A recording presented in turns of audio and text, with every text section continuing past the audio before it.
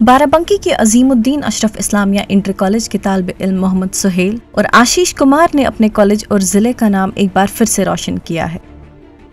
जलकुंभी से खाद बनाने के इनके फॉर्मूले ने इन्हें गाजियाबाद में हुई रियासती चाइल्ड साइंस मुकाबले में जूनियर साइंटिस्ट का खिताब दिलाया है।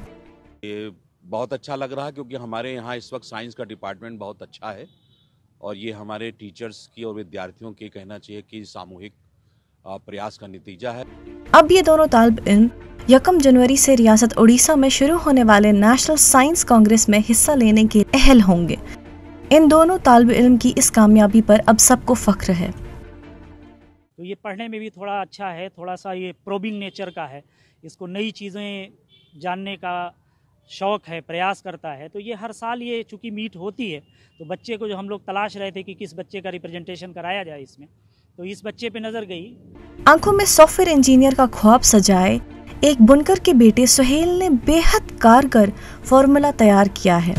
अगर इनका प्रोजेक्ट भुवनेश्वर में पास हो गया तो ये मानिए कि तालाब को खराब करने वाली जलकुंभी से निजात मिल जाएगा, साथ सेहत को नुकसान पहुंचाने वाले केमिकल खाद से भी छुटकारा मिल जाएगा।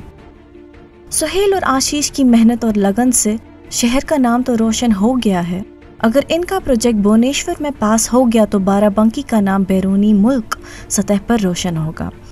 रासायनिक खादों से जो है इंसानों के स्वास्थ्य पर बहुत प्रभाव पड़ते हैं। अगर हम जो है जलकुंभी की खाद का प्रयोग करते हैं तो इंसानों के स्वास्थ्य पर प्रभाव भी बहुत कम पड़ेंगे।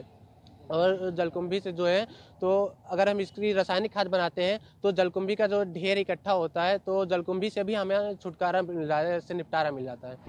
ईटीवी भारत के लिए बाराबंकी से मोहम्मद उमेर की रिपोर्ट।